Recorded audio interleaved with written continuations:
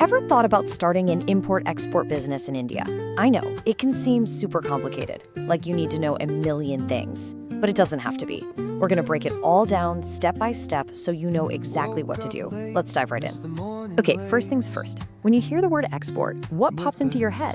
For most of us, it's just, sending something from our country to another one. Simple, right? Well, that's what most people think. But the official definition is a little bit different. And those little details, they're everything. See, here's the real deal. Exporting isn't just about sending stuff. It's about selling it for foreign currency, like US dollars. And this is the kicker.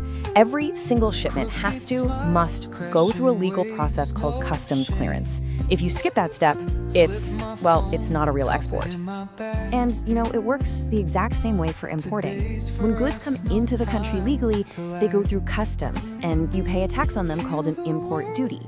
But if you try to sneak something in to avoid that duty, you're not actually importing, you're smuggling, and yeah, that's a big, big crime. Let me give you a couple of perfect examples. You got someone trying to sneak in a kilo of gold from Dubai to get around the taxes here? Boom, that's smuggling. Or maybe a friend brings back 100 iPhones from the US for a local shop, totally bypassing the official process.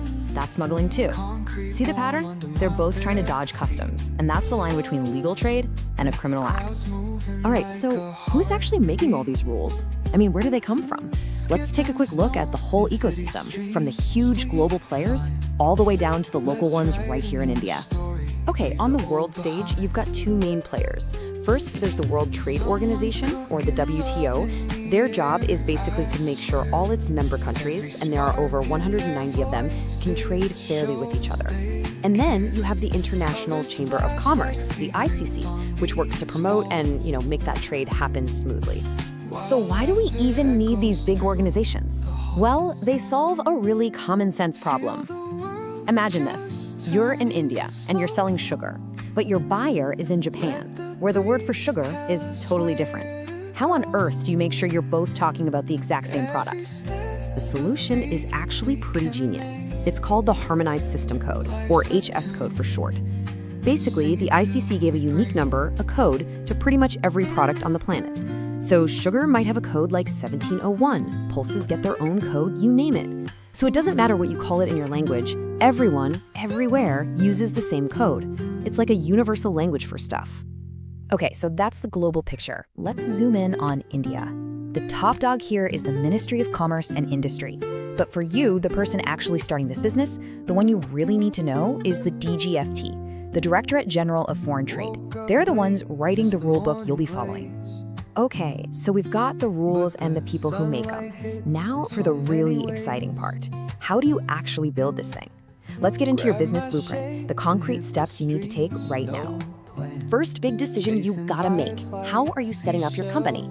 As a sole proprietor, you and the business are one and the same. Now, that means you have unlimited liability.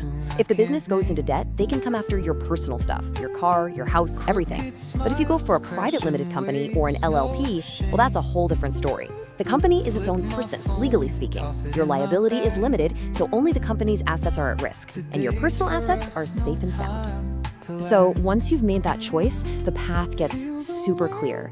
It really boils down to 3 key steps to get you off the ground. 1. Finalize your company type. 2. Get yourself registered for GST, the Goods and Services Tax. And number 3, this is the big one, you gotta get your import-export code, the IEC. So, this super important license, the IEC, what do you think it costs? You're probably guessing it's gonna be thousands of rupees, right? Nope. The official government fee to get a license to trade with the entire world is just 500 rupees. That's it. Yeah, all of a sudden this feels a whole lot more doable, doesn't it? All right, you are officially set up. You've got the licenses, now what? Well, this is the fun part. This is the launch. This is where we talk strategy, choosing your path and getting focused. All right, the million-dollar question, what are you going to sell? And the best advice out there is actually super simple. Sell what you already know. If your family's been farming rice forever, you know rice inside and out. Export rice. If you worked at a toy company for 5 years, guess what? You're a toy expert. Export toys. That knowledge is your secret weapon. It's your biggest advantage when a buyer starts asking you tough questions. And listen up, because this might be the single most important thing you hear today. Your job is to get business, period. Your job is not to get bogged down in all the paperwork.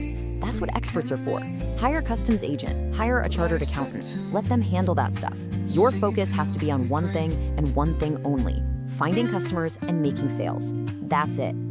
So there you have it. That's the blueprint, all laid out. And as you can see, this isn't some impossible dream. It's way more accessible than most people think.